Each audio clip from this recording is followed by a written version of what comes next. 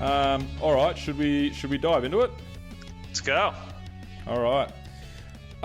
Cool. So, welcome to Too Weird to Live, Too Rare to Die, a show telling the stories of investors, founders, and operators working to turn the world we live in into a better place. Today we have Joshua Ismin on the call, and Josh, look, super excited to talk to you about Psylo and your what you're building there. Before we do dive into the show, we actually have a tradition here at Too Rare to Die, where our legendary co-host Wilo will welcome you in with a song that he's prepared especially for you. So amazing. I'll throw it over to Wilo. Yeah, thanks, Celeste. Celeste just sent some lyrics for everyone. Let me share some music and we can get to it. Okay. Sound like a whole show host. Made it very trippy, midnight gospel. Love it.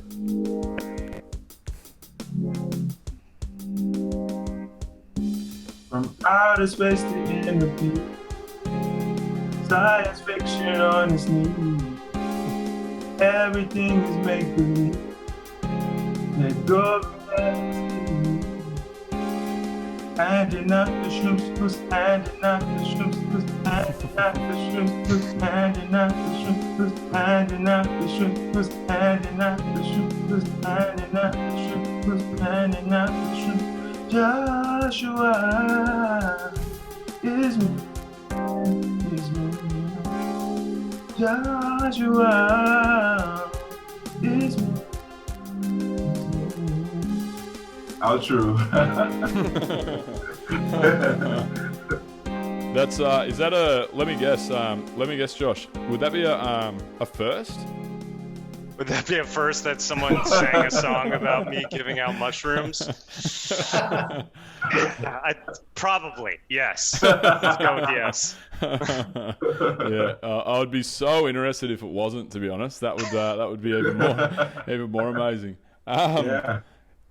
Good man, Wallo. Good intro. Thank you, as Wallo. Always. Yeah. Hey, Josh. Look. Super interested to talk to you about the space that you're in. I think it's incredibly fascinating, exciting, needed. I've been following the space a lot personally. Before we do jump into all that stuff, tell us a little bit about yourself, mate. Who is Josh, the man behind Psylo? Yeah, thanks for having me on the show. Really excited to talk with you guys. And particularly interested, Doc, to hear about your recent visit to LA and how that all went. I am founder of Psylo. I've been in Australia for about 15 years. So I'm originally from the US, grew up in New York, was born in the city, raised in the suburbs, but Wow. I've been traveling for a good chunk of my life. As I know you guys have, we've got quite an international cohort here on the show today. I've lived in New York, Chicago, St. Louis, Berkeley, Wow. California, Kuala Lumpur, Sydney, Australia, and Auckland, New Zealand. I did a year in Auckland. So, moved around a bit, traveled quite a lot. What are some things that I love? I love science. I'm increasingly learning more and more about biotechnology, and I've been sort of investing in biotech for a couple of years now. But early in my career, I was sort of in digital media and marketing and that sort of world, and that's how I sort of got started with my career, and that's what brought me to Australia originally. Mm-hmm. Awesome. Sounds like you would have had an amazing amount of experience with some of those places that you've lived. What was living in Auckland like? I love New Zealand. It's one of my, and I know Tino's actually travelled a bunch in New Zealand. It's one of my Auckland's okay. It's one of my favourite countries overall, though. I love it. What was it like in New Zealand? What were you doing in your time there? Yeah, so I built up a company with a co-founder in the 2010 to 2015 period. We got acquired, And then as part of the earn-out period, I raised my hand to move to New Zealand to set up an office there. And, part of it was like, okay, this is a market that we haven't explored yet with boots on the ground. Part of it was just that I was really keen to live in New Zealand and explore. And yeah, I was there for exactly 1 year to the day so that I didn't have to file more than one tax return in New Zealand, which was pretty convenient. And I actually had a daughter there, which was fantastic. Wow. My little New Zealand anchor baby. So my 5-year-old is a New Zealand citizen, which is pretty cool. The only one of our family who is. And yeah, it's funny how you say Auckland is okay.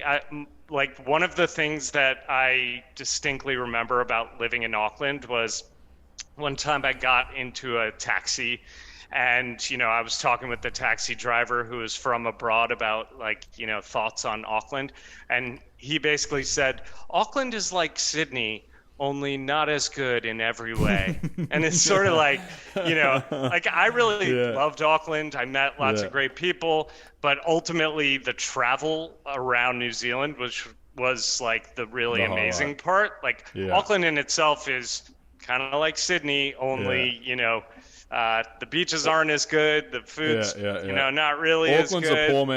Auckland's a poor man's insert city name, basically. but it's beautiful. Yeah, it is. I had a good great year there. Yeah. Awesome. Josh, I would actually love to hear from you about lots of your past experiences and travels and so on and so forth. But I also am so fascinated by the space that you're in. So yeah, I am keen to just dive in. So if you want to tell us about the problem that you're trying to solve at Psylo and how you're going about it, that would be epic. Yeah, absolutely. So mental illness is the health crisis of our time, and currently the solutions that are available are completely inadequate. So in the Australian context, about 1 in 8 Aussies are prescribed antidepressants, and only 1 in 9 of the people who are prescribed them actually see measurable benefit. So and they haven't been iterated upon since they were released in the 1980s. But psychedelics had all this research conducted on them as treatments for mental illness back in the 50s and 60s, which unfortunately was kind of swept under the rug with prohibition in 1970. And we're now living through this resurgence where there's this renewed acceptance of the potential of psychedelics as medicine. And we're living through this sort of scientific renaissance where there's a number 100%. of companies starting to pop up, and there's all sorts of inquiry that's starting to happen that is long overdue.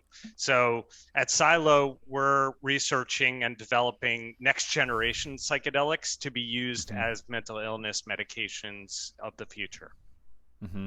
Yeah, that's amazing. Can I ask, the first question that comes to mind is, people think of psychedelics and they think, whoa, acid trips and magic mushrooms and ayahuasca and whatever. And the term next generation psychedelics is a funny one because it makes you think of I wonder what's after that. I wonder what's more than that. But can you tell me? My question, I guess, to bring it back to reality, is kind of like, why iterating on what exists? Is it from a legal perspective? Is it because you think you can do the science better? Or why is it a iterative next generation approach rather than using the psychedelics that we know today?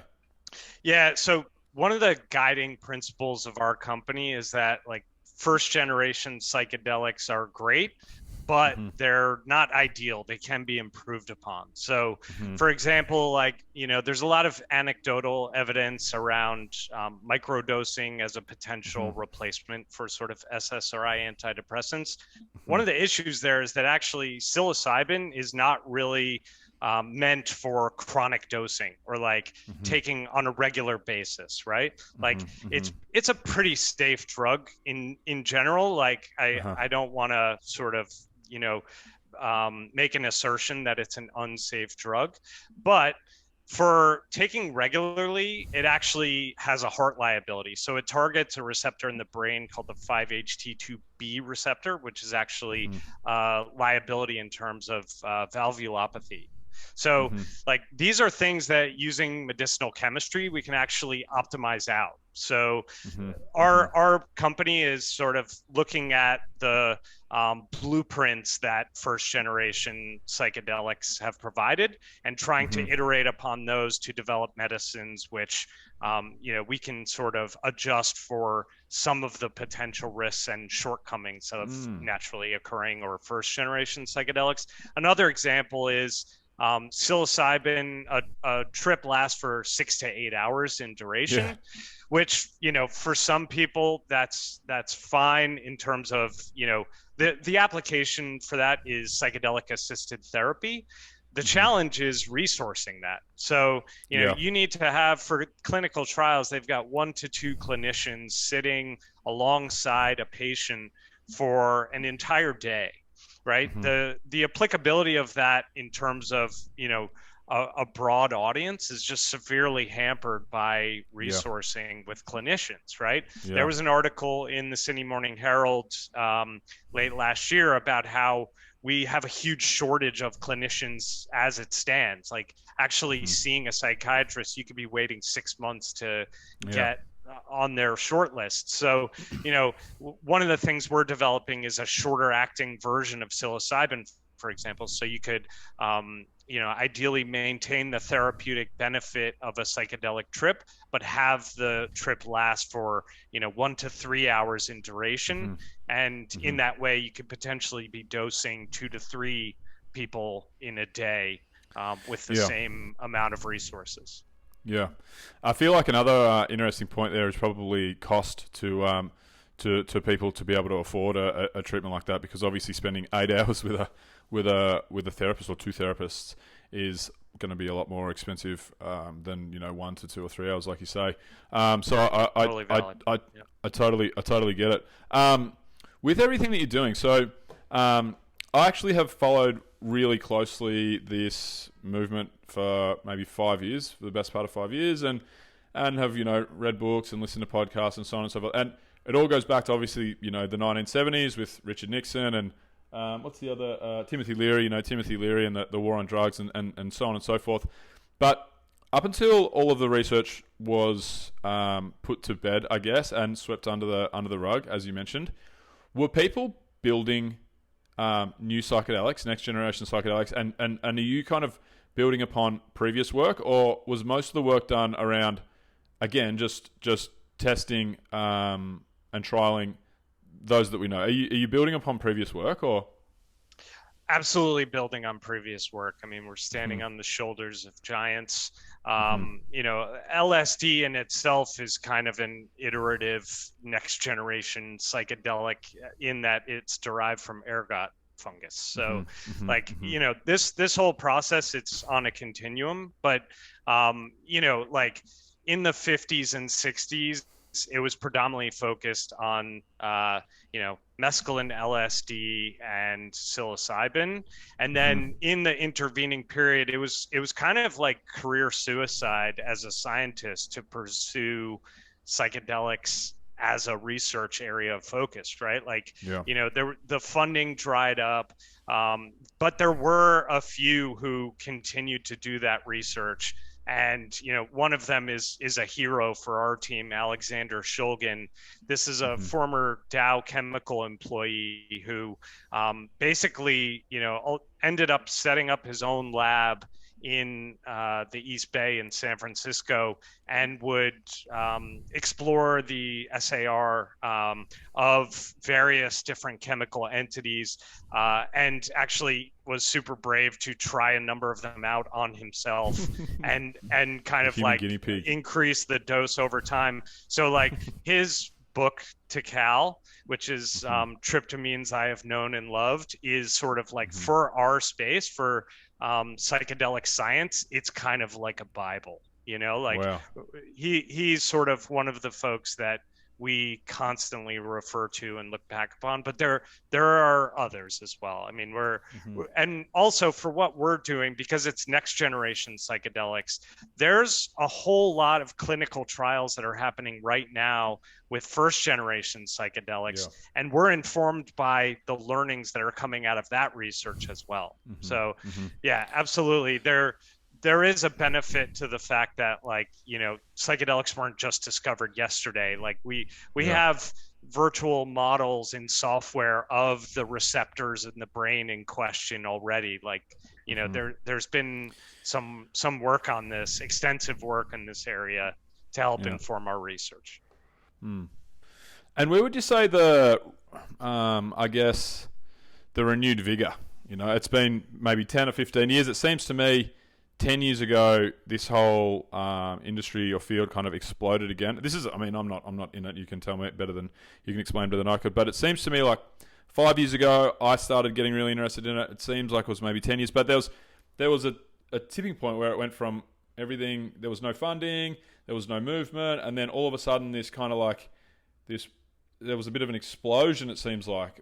What happened there? Like, why? Yeah, it's really interesting. I mean, I think it's a number of things coming together, right? So one thing is just like frustration with the lack of solutions.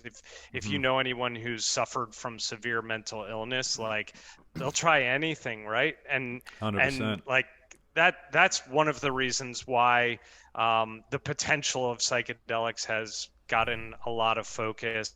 I think also like the cannabis movement has kind of, you know, destigmatized natural products in general. So that's sort of, you know, and the fact that like there's commercial opportunities in cannabis, I think that sort of, you know, opened the door.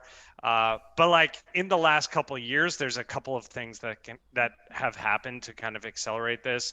Michael Pollan's book, How to Change Your Mind, like really brought this into the sort of public consciousness. Yeah, I mean, he was the perfect person to write that book as well. Oh, you know? He's not a Timothy Leary, like, you know, screaming from the rafters. But he's a middle-aged scientist who knew that the data said there was something here, and you know, he was going to go and explore that. I feel like he was the exact right person at the exact right time to write that book. Couldn't agree more. And like, I just find him so convincing. His book Omnivore's Dilemma made me a vegetarian in, you know, 2008 or so, and his more recent books have really brought psychedelics and their potential therapeutic benefit into the popular consciousness in a big way. And the last thing I would call out is COVID. I mean, you know, COVID and actually Trump have really just like, all our cards are on the table as humanity. It's just like whatever you thought was true in reality, and like these are our options, are completely, you know, throw that out the window. And it's like, if you thought we were at rock bottom, if you thought we were rock bottom, that's it. It's just like, you know, like let's consider all the various options, like, you know, and psychedelics are one of them. So I think, you know, and COVID, just like that's hugely exacerbated mental illness. And that's made a horrible problem an even worse problem that is more urgent for us to try and solve. So I have a little bit of experience with psychedelic assisted therapy, with microdosing and macrodosing on my own experience with psilocybin. I did psychedelic assisted therapy formally in Los Angeles just last month. But what I want to hear from you, Josh, is kind of, you know, why it may work. And I have a funny thing that comes to mind. When I very first was wanting to explore psychedelics myself, it was purely for mental health reasons. I took a lot of party drugs when I was younger, and, you know, drank like a young person drinks and enjoyed myself and what have you. But I'd never taken mushrooms. I never took acid. I just, for whatever reason, I just never did. then when I was about 30, 31, I'm 36 now. It's probably 4 or 5 years ago. I decided to start experimenting, I guess you would call it, myself. And the plan was to have my friend Tommy Sirikowski, his name is. He'll love this shout out, actually. He's a bit of a psychonaut, I guess you would call it, himself. And a guy that I trust and I've known since I was 14 years old. And we've drank beers together when we were kids. We've taken party drugs together when we were kids. And he was going to spot me for my first psychedelic experience.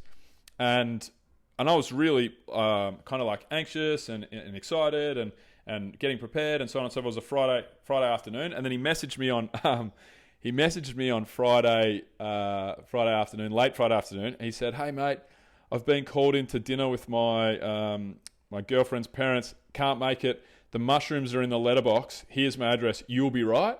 And I was like, "What?" Okay, so I end up. This is not the story.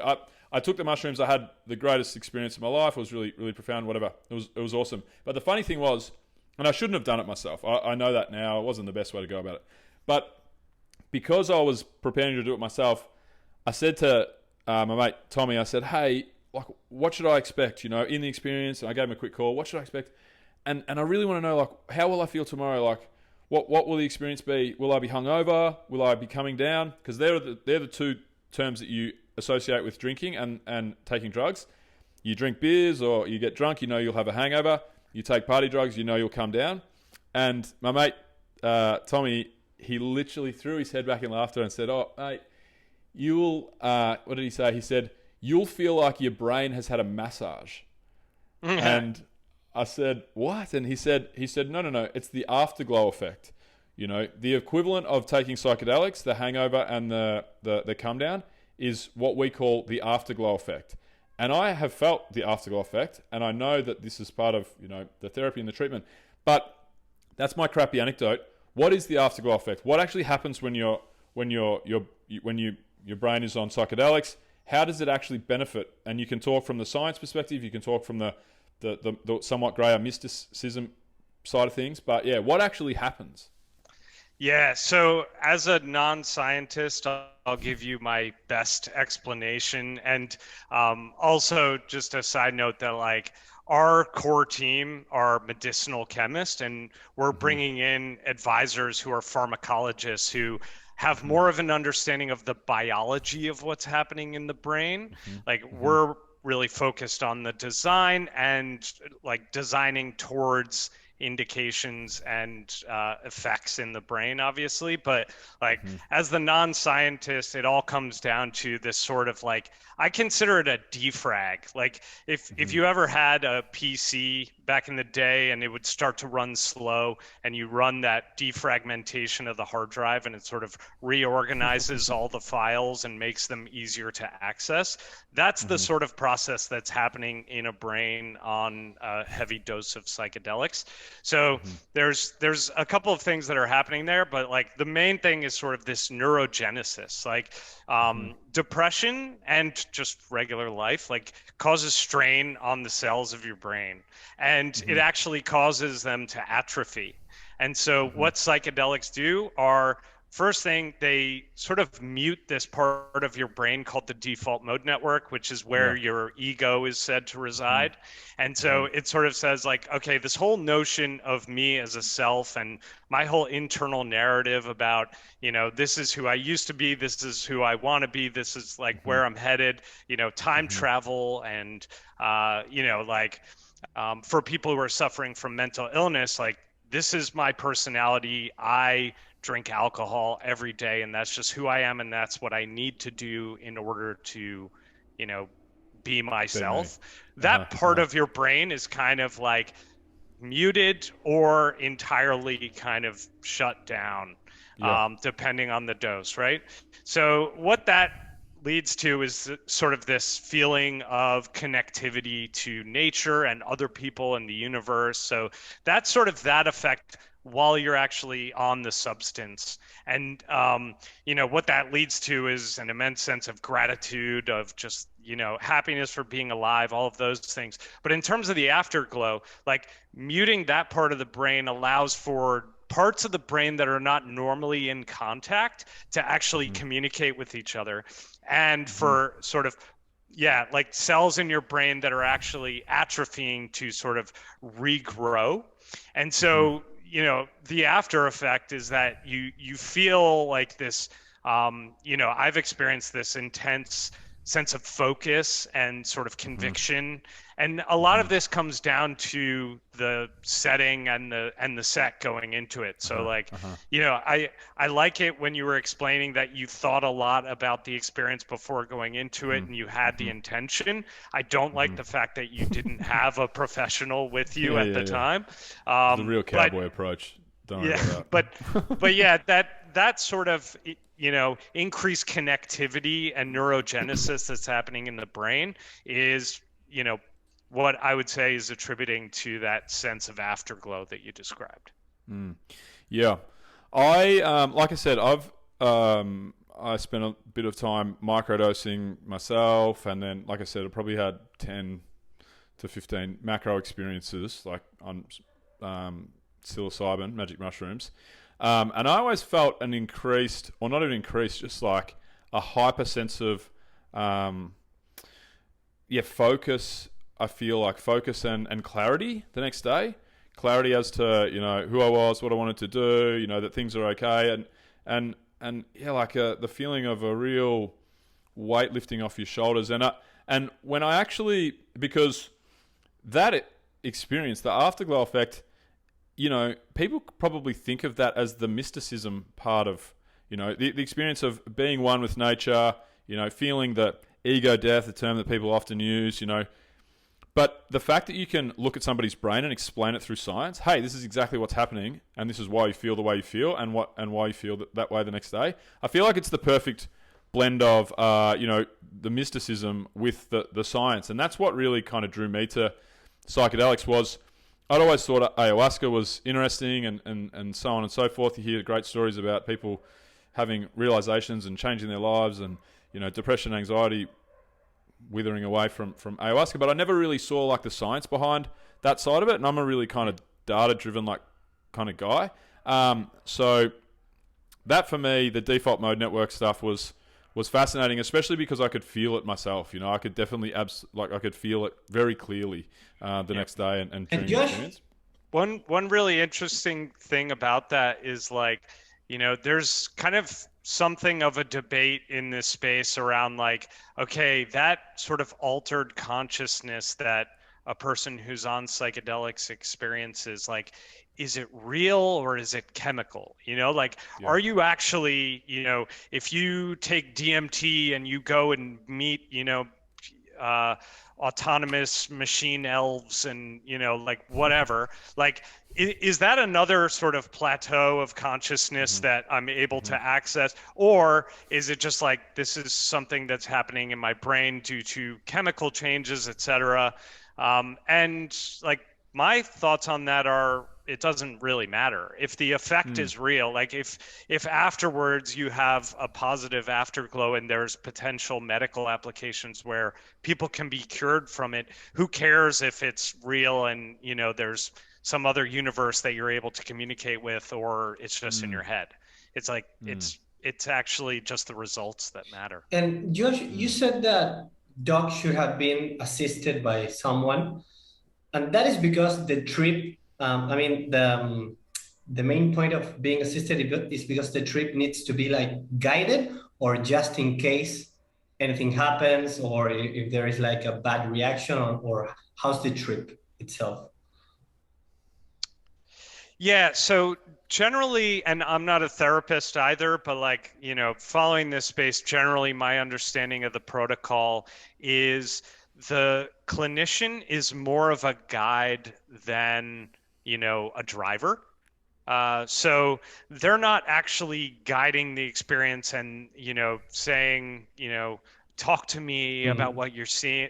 They're more just there as a, support animal, right? They're holding your hand if you want to hold hands. But most of the experience for the clinical trials that are happening right now for macrodosing applications are, you're in a bed wearing nightshades, and a a clinician or two clinicians are there supervising you to make sure you're okay, to provide comfort if you need comfort. You need to go to the bathroom. Okay, I will chaperone you to the bathroom, like Yeah. that kind of thing. So I think it's more just a like for someone who's going through this heavily, invasive, if you want to call that, if you want to call it that experience, it's more about, being there to support the experience as opposed to, pointing it in particular directions or anything like that. Awesome. Yeah, that's exactly how my experience was at Field Trip Health in Los Angeles. So that was a month ago, and the set and setting thing. I mean, I've had a handful of experiences that were, it's probably best to not call them bad trips, because really they're just genuinely difficult experiences. But I mean, I feel like you get the most from the experience when you have a pleasant experience, or when you feel very secure in where you are and who you're with, and so on and so forth. So when I did my ketamine therapy in Los Angeles, how it worked was we had two clinicians, like you said, Josh, and one was the medical doctor who would inject the ketamine directly into my arm, and one was the therapist who would be my therapist, basically. And it was an incredible experience. The two women that worked with me, Simone and Monica, they were just like my rocks, like I felt like I was in good hands. I was in a safe place, because throughout my experience, I had a couple of doses of like 100 milligrams of ketamine, which is like a reasonable dose. And you have periods where reality is obliterated, and it's often not a fun place to be. But I always knew, well, for the most part, I knew Simone is with me.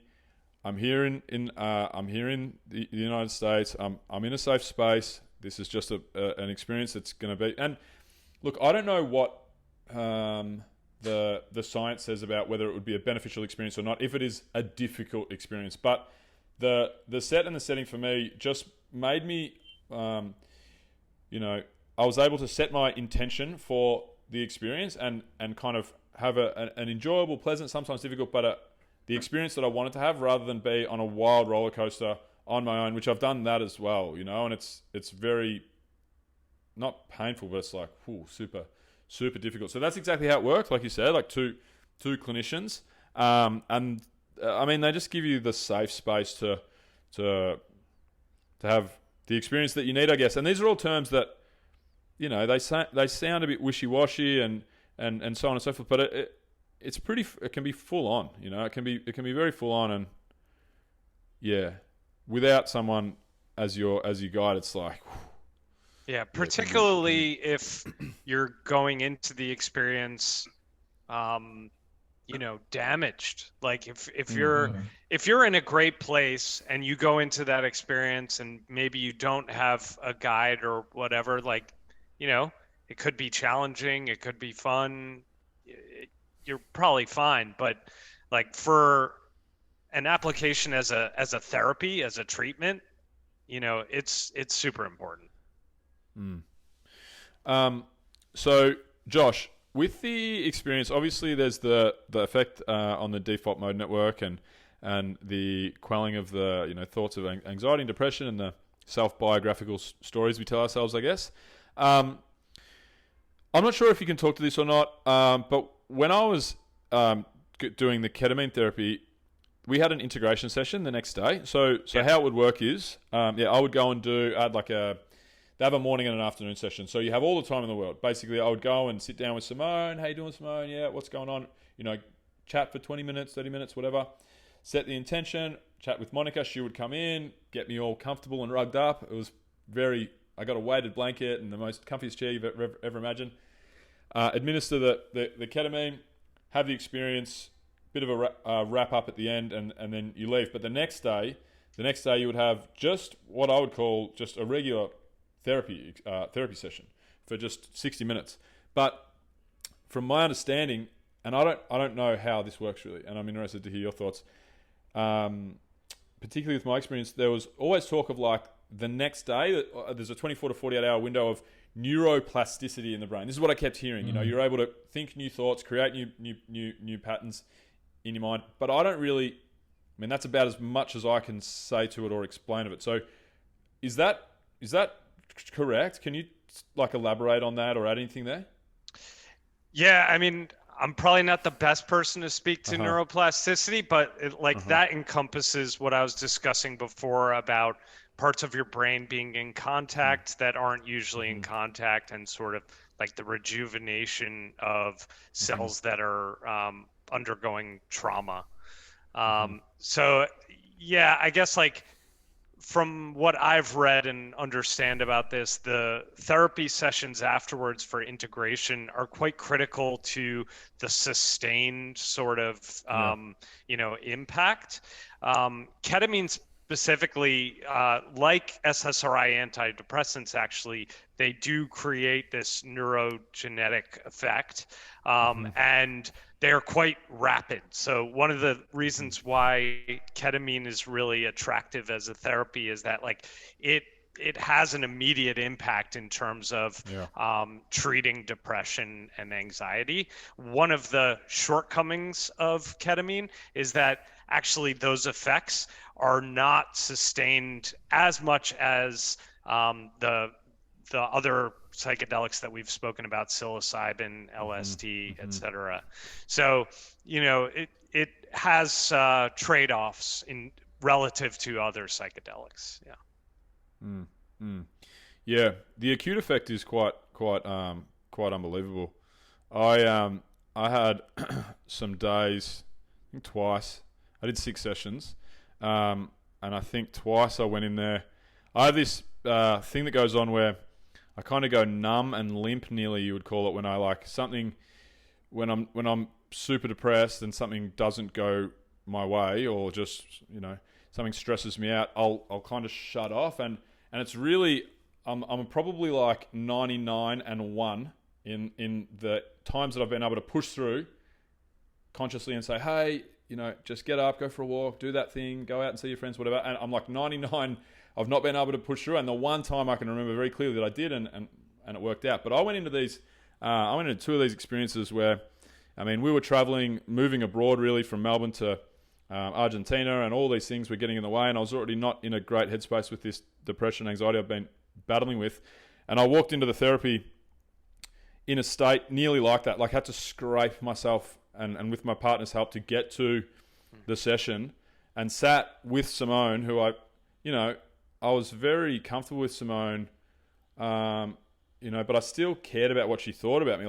But I was a shell. I had my shoulders hunched, not looking her in the eyes, like one-word answers. I was terrible, and I had this experience where it was such a powerful experience and self-affirming, and just where everything is, we're all a team. It was kind of the vibe of the experience. This is when I had the ketamine therapy. But then as soon as I opened my eyes and came back to, I walked out of there with my shoulders back, you know, chin held high. It was immediate, very acute, and lasted for a week or 2 weeks or whatever. It was quite astonishing, really, what the experience is like.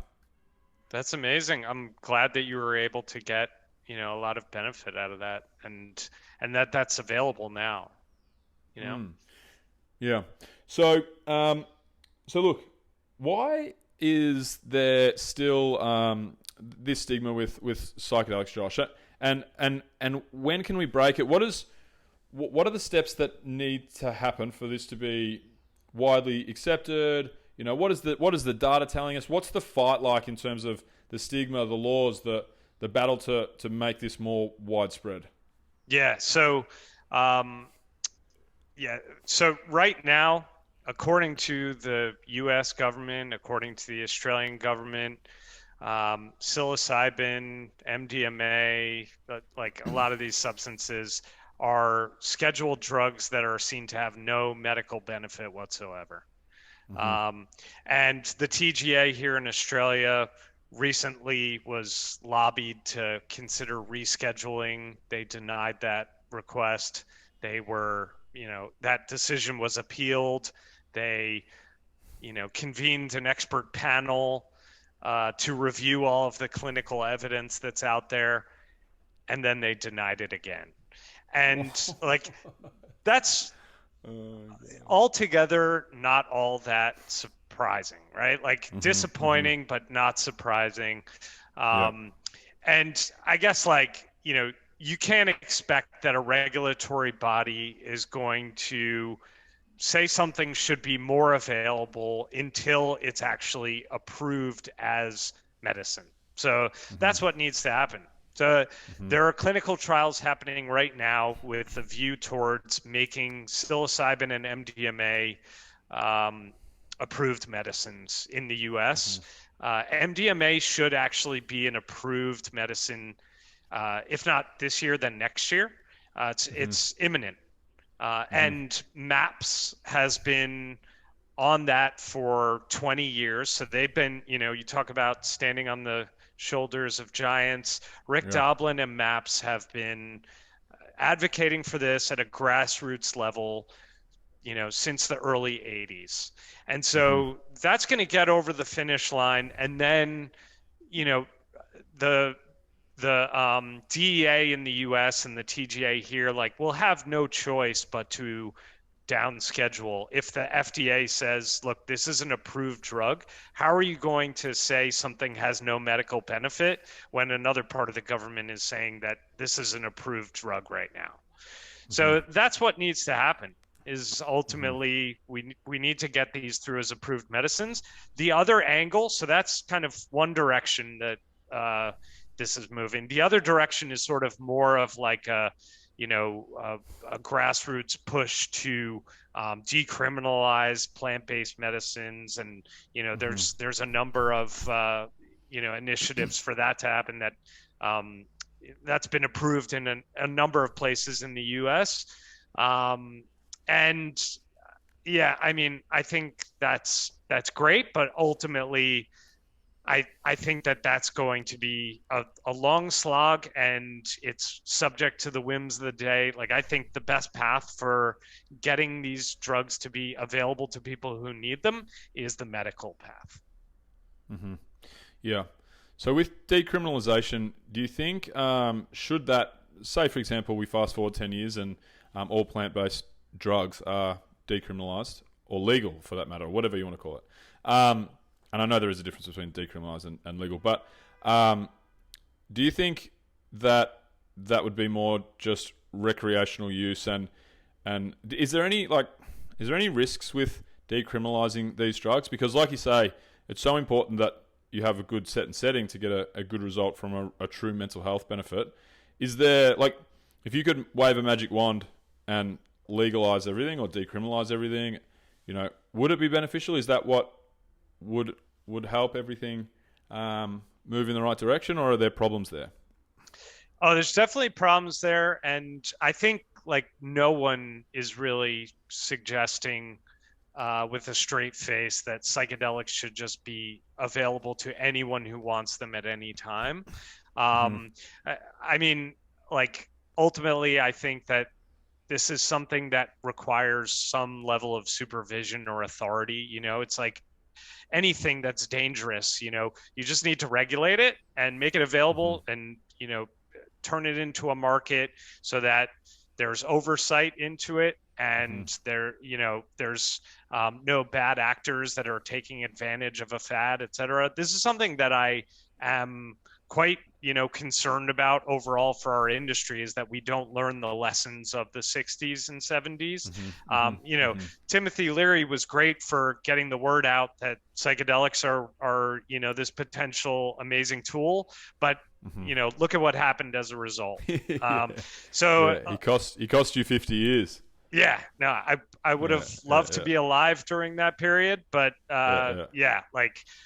growing up as a child of the 90s of prohibition and just say no, and mass incarceration and all of the negative effects of the war on drugs, I am quite hesitant to say that we should just like make these drugs legal and available everywhere.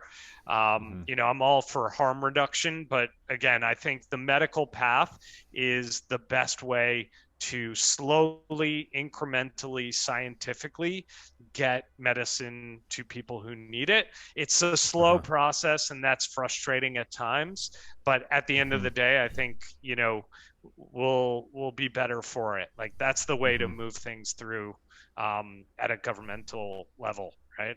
Like if these are approved medicines, then, you know, there's not going to be a moral panic around you going to a field trip and having a psilocybin experience, right? Yeah, absolutely. So with Psylo, Josh, like what is for you to be successful? What is the business model? Like, tell us about, you know, the traction, and like if you think of it as a startup, you know, I don't know how you guys make money, what the track's like. Like, tell us about the business side of Psylo and where you guys are at.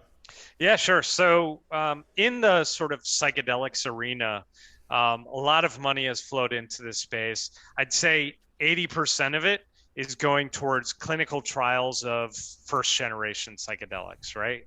Like guys like Field Trip or MindMed or Compass Pathways, like these guys are trying to take formulations of psilocybin or prodrugs, which are kind of like, you know, something that gets metabolized into the active drug.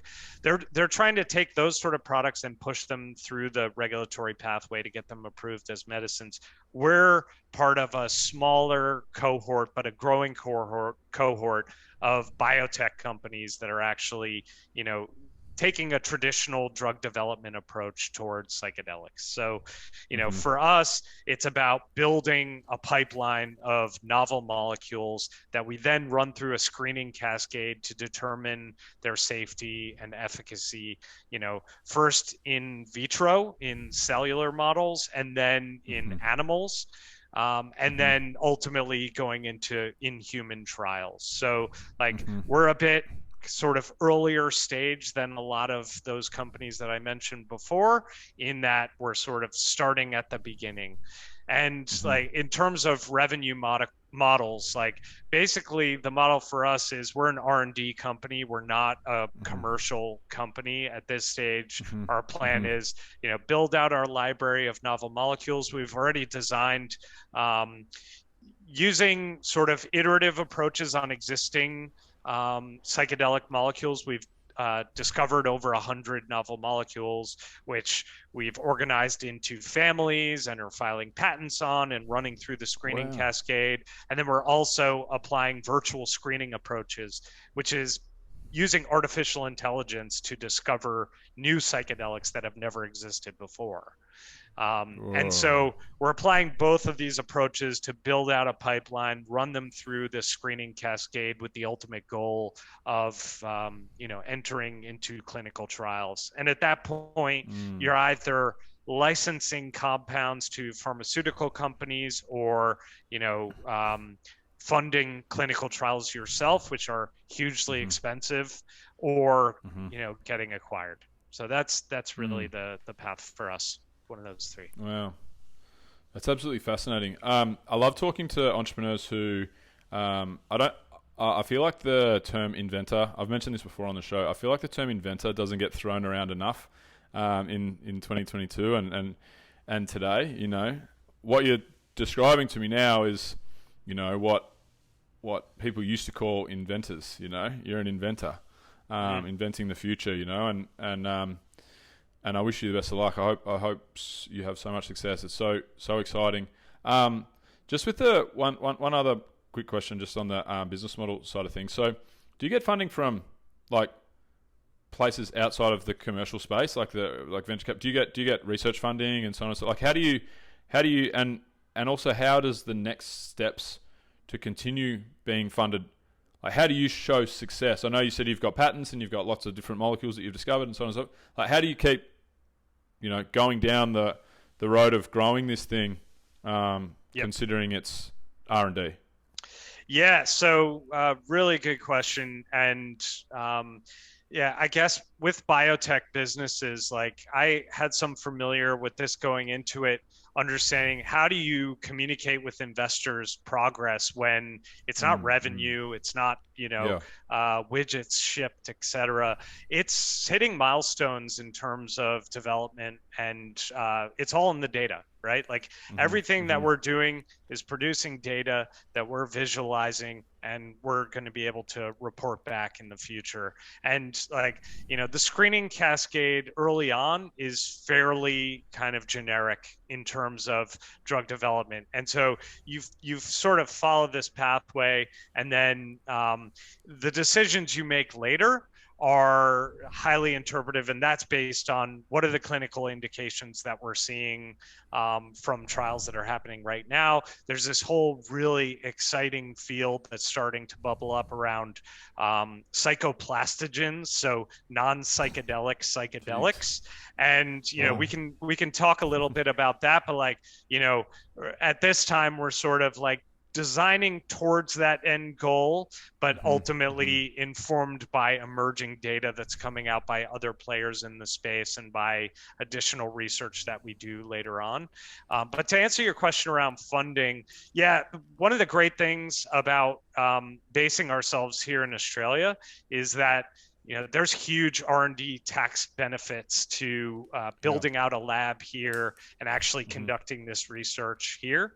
So of every dollar we spend on research that is occurring locally, we get nearly half a dollar back. So it's 43 cents. Yeah. That's crazy, isn't it? It's huge. I mean, it is 100%. huge. So like, that's a real benefit to being based here. And there's a number of sort of grants and collaborative opportunities. We applied for and got approved for a grant in conjunction with UNSW. We're working on several collaborations with government institutions like CSIRO and ANSTO. Yeah, there's a number of opportunities to get non-dilutive funding when you're doing research commercialization. And one of the great things that I'm really lucky that my wife runs a research commercialization center at Sydney University, because she's been a huge help in terms of navigating that world. And she's actually how I met my co-founder, our chief scientific officer, who he's the real inventor, right? Like, I'm the scientist whisperer. He's the one who is, at 2 a.m. designing he's the Steve medication. Wozniak. That's it. Yeah, that's it. Yeah, everyone needs a Steve Wozniak. That's all right. Nothing wrong with that. No worries. Just we're going to throw it over to Walid with a few rapid fire questions in a moment. I have one final question, Josh, from my end. What would you like to see for Psylo and or the psychedelic assisted therapy or, industry in 5-10 years time? Like, what would you love to see in the future? What are you hoping to achieve? Yeah, I mean, in 5 years, psilocybin will be an approved drug. MDMA will be an approved drug, and lots of people are going to get immediate benefit from that. I think, like, for our industry overall, I'm hoping that sort of the notion of this psychoplastogen idea has been sort of adequately proven or disproven. I'm kind of agnostic on that idea. Like, there are initial sort of preclinical models that suggest that it may be possible. I hope that it is, because the more solutions that we can design, the better. But yeah, I mean, I'm hoping that we're I know that we will be a lot further along, us and other players in the space, in discovering whether that actually is possible. There's quite a lot of debate right now as to, is the hallucinatory experience sort of critical? If you're able to show that that connectivity, neurogenesis, neuroplasticity is possible without having hallucinations, will it have the same therapeutic effect? Don't know. It's entirely new area of study. But if that proves to be true, it'll mean potential solutions for many people who would otherwise not be willing to go through a psychedelic experience. So I think that would be 100%. an incredible finding. Yeah, I think I think that's it. I just hope that, we learn from the lessons of the 50s and 60s and don't kind of get ahead of ourselves, and also learn from the cannabis industry, which kind of went through a crazy hype cycle. And I don't stay close to that industry. I mean, a number of people who are in psychedelics now came from the cannabis world. And I just hope that, in addition to not getting carried away with the promise of psychedelics, it's, this is not a panacea. Also, I hope that commercially, things don't get carried away and that discredits the whole sector, kind of thing. I've seen a number of packs come across my desk in the last 6 months of people trying to raise money against a psychedelic thing that is there is no plan. It's basically like, we're going to launch a company and go live on the ASX and do something that is, we can call psychedelic. So I just hope the industry, the commercial side doesn't cloud the science and the advances in the science. Yeah. Awesome. Over to you, Wallo. Okay. So Josh, what is your all-time favorite book? My all-time favorite book. Oh God. I mean, God, if I had to really name an all-time favorite book, I think it would have to be Catcher in the Rye, because I've read that, maybe 10, 12 times in my childhood. Super fun. That's probably quite a weird one. Maybe a more recent one would be my favorite author, I would say, is Haruki Murakami, who's a Japanese author that's written a number of sort of science fiction books. A Wind-Up Bird Chronicle and Kafka on the Shore, and almost all of his books are really amazing. It sounds very interesting. Interesting. If you were to start with Murakami, I'd say A Wind-Up Bird Chronicle would be my favorite. Okay, thanks. My next question is, what is one tool you can't live without? One tool I can't live without? Oh God. Okay, so this is a bit of a weird one. I swim every day. Yeah. I'm an obsessed swimmer. I kind of describe myself as a dog that needs to be walked every day. And it just happens to be walked through water. And so the tool is actually a snorkel, the front snorkel, the lap swimming snorkel. This is a lot more accepted now, but when I started wearing it, I used to have all these neck issues, and so I tried it, and everyone would look at me in the pool or in the ocean, just be like, what is this guy doing wearing a snorkel on his face and he's swimming laps? But honestly, I have one on me at all times. It's I can't live without it. That's cool. My final question, do you have any advice for entrepreneurs in the psych R&D space? In the psychedelic R&D space? Yeah, I mean, I think my main advice would be, this is such an exciting space. Research in this area is emerging. There are careers bubbling up left and right here. And so broadly, to anyone who's doing research into this world from academia or otherwise, I would say come and join us, right? There's a number of cool opportunities in the psychedelics arena to really have a huge impact. And that's so exciting to me. For entrepreneurs in this world, I mean, this space is just so promising. There's capital available. all the institutions that we've talked to are so excited to collaborate with us and work with us. I just can't imagine another area of study that is as exciting as this one. Gotcha.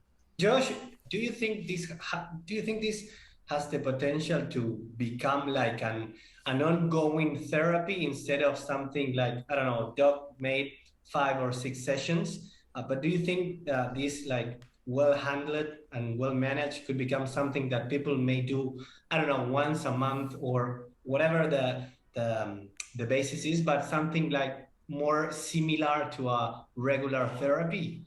Yeah. So absolutely. The two ways of thinking about this in medical terms are acute dosing or microdosing. So acute dosing is like what Doc described for his experience. It's like, you're feeling depressed, you take a medication, you go through this experience, you come out feeling better. Chronic dosing is like, antidepressant you take every day kind of thing, or microdosing is sort of a adjusted means of chronic dosing. And yeah, we're designing for both applications. So I think there is room for both, and it really depends on what the clinical evidence suggests is the most effective. Yeah, look, Josh, that's a super interesting story, and like I said, yeah, you and your team and people like you are really, truly the people that are, trying to shape the future that we're all going to live in, and it's it's super, super awesome stuff. Where can people find out more about you, more about Psylo, and if they want to follow the journey, follow along, get in touch? Where can people find you? Yeah, absolutely. Our website is psylo.bio, spelled Psylo. Got the logo right there on the video Nice for one. those who want to check it out. So on our website, you can check us out on Twitter or LinkedIn. And yeah, we're trying to get more vocal, get out there, push content out. But on our website, we just started a psychedelic science newsletter. So if you sign up on the website, then you can track progress more broadly across the space, as well as what we're working on at Psylo. Awesome. Sounds great. All right, mate. Well, like I said, yeah, super awesome to talk to you. And that's pretty much it from our end. Great. Yeah, thanks for having me. Sorry for the fire alarm drill. And yeah. Happens to the best of us. Thanks a lot. Appreciate it. Good to meet you all. Cool, Josh. Thanks, mate. And that's a wrap.